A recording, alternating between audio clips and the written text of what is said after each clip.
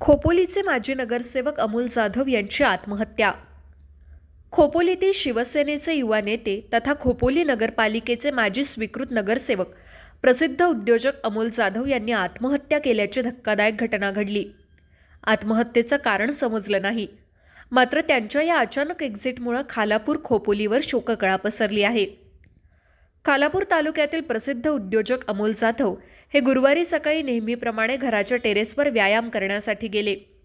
रोजच्या ठराविक वेळेनंतरही ते खाली परत न आल्यामुळे त्यांच्या पत्नीनं मुलाला बोलवण्यासाठी टेरेसवर पाठवलं। अमोल जाधव यांनी गळफास घेऊन आत्महत्या केली होती। टेरेसवरील दृश्य पाहून मुलाला चांगलाच धक्का बसला।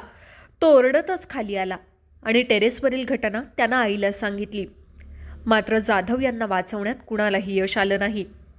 असं हरहुन्नरी नेतृत्व अमोल जाधव यांनी आपले जीवन का संपवलं, यामुळे अनेकांना धक्का बसलाय।